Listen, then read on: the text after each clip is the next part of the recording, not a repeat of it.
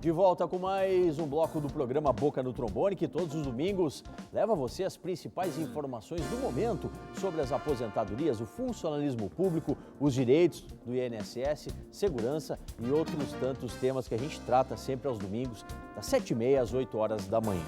Bom, o Everaldo, estou em benefício judicial desde 2012, ainda aguardo cirurgia pelo SUS. O que devo fazer se for chamado? Se você for chamado para uma agência do INSS, você deve comparecer à perícia, munido do documento médico atualizado e cumprir ali os atos que o perito determinar para fazer dentro daquele exame de rotina para os benefícios por incapacidade, o auxílio-doença e a aposentadoria por invalidez. E, eventualmente, né, se houver aí um indeferimento, uma cessação do seu benefício, você vai sim poder bater a porta do Poder Judiciário e perquirir novamente a continuidade do benefício, se assim o laudo médico do que você portar, né, recomendar. Tá certo? Continue mandando as suas dúvidas para a gente. Então vou aproveitar, presidente Paulo Barco, uma questão que chega lá da Serra. Um abraço aí à nossa Caxias do Sul, o Adalmir. Gostaria de saber se os salários dos políticos também são parcelados, é a dúvida dele. Deveria haver uma lei em que eles seriam os primeiros a não receber. Seria justo? Seria muito justo, Adalmir. E eu estou aqui já dizendo que assino junto contigo um pedido para se fazer essa lei. Todo mundo saiba, o Poder Executivo está sendo parcelado todos os salários. No Poder Judiciário e Poder Legislativo, que são outros poderes, que têm outra reserva de rúbrica no orçamento do Estado, esses não têm parcelamento.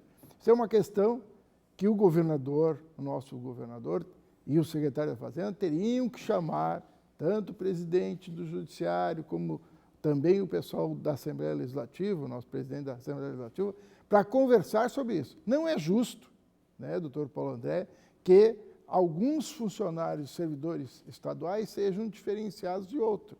E aí vejo bem, os juízes com altos salários recebem integral, os deputados recebem integral. Está justo? Tenho certeza que não. Mas já que me chamaste, quero aproveitar aqui para falar também que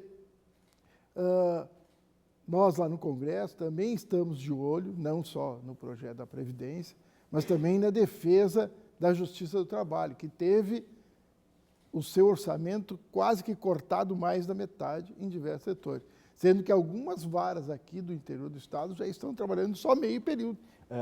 O foro aqui de Porto Alegre, a Justiça do Trabalho aqui em Porto Alegre, os servidores eles ficavam um tempo a mais, depois das 18 horas, para pôr em dia assuntos cartorários, adiantar questões de processo. Não pode mais. Não pode mais, já faz mais de 2 meses que encerrou 18 horas, o cartório fecha e a partir dali não tem trabalho. Né? Nós estamos sofrendo pelo governo federal, e aqui estou dizendo que já vem de diversos governos, isso se acentuando um pouquinho mais agora, a questão já do desmonte do Ministério do Trabalho, da sua fiscalização, e agora atacando a Justiça do Trabalho, que seria a nossa última porta, doutor Paulo. Então, estamos de olho nisso também. Todos saem perdendo, né? Todos saem perdendo. Presidente Paulo Roberto Barque, muito obrigado, presidente da UGT, RS e do Cinecarga. Estava conversando com a Michele Flores e, a propósito, falando de UGT, né, a Argo Propaganda está fazendo um trabalho junto à entidade, Michele, tratando justamente a questão do assédio. Do assédio moral, isso. Lançamos a campanha no Fórum Social Temático, Não Deixe Esse Fantasma Te Assombrar. Lançamos um teaser, espalhamos fantasmas em pontos estratégicos de Porto Alegre, chamando a atenção da população, dos trabalhadores em geral, né, porque é uma forma mais clara, que daí eles se aproximam do fantasma, até de chamar a atenção, eles olham aquele fantasma, até saiu de várias mídias espontâneas, né, e aí tinha um dirigente ali entregando material, explicando o que é o assédio, as formas de assédio, e também a importância da sindicalização, né? Porque um sindicato forte e combativo, ele precisa ter sindicalizados, né? Sim. Então, a gente tem que também lembrar a categoria, os trabalhadores, que eles não podem só cobrar do sindicato, né? Eles têm que tentar participar, sindicalizar, contribuir, né? E o ideal, o propósito da agência é trabalhar também essas questões e trabalhar sindicalização, conquistas e direitos, né? Onde a gente consegue fazer um cruzamento de que aquele direito do trabalhador foi uma conquista do sindicato, né? Então, a gente está trabalhando um projeto, até o Marcos, o Sindijus está participando, sim, o Paulo participou também, onde a gente está falando da questão assédio moral como um todo, e é um projeto que vai ter durabilidade de 3 meses, vão ter inserções em vários estados, e depois disso vai sair um documentário. E esse documentário vai falar do movimento sindical desde o anarcossindicalismo, do trabalhador historiando tudo, na verdade. Historiando tudo, né? Para a gente conseguir passar para o trabalhador a importância do sindicato, a importância... E da sua representação. Exatamente, da representação, a importância dele participar, a importância dele contribuir, a importância dele sindicalizar. Enfim, é um trabalho super interessante e nós vamos trabalhar com seminários em vários estados, Rio de Janeiro, Minas Gerais, São Paulo, em vários estados, para poder passar também, além da questão assédio, a importância da sindicalização e a importância da participação do trabalhador dentro da entidade sindical. Tá certo. Muito obrigado, Michele Flores, nossa parceira. Você está vendo aí o site da Argo Propaganda na tela, vai poder navegar, ver os trabalhos, os cases de sucesso que a Argo Propaganda já tem na sua história. Próximos programas, a Michele retorna para falar mais sobre essas e outras temáticas aqui no mundo sindical. Bom, estava conversando com o Marco Weber e o Sindijus também está muito preocupado. PL 257. PLP, né, 257. O que trata esse projeto de lei, Marco? E como que está sendo gestado a proteção dos servidores pelo Sindijus?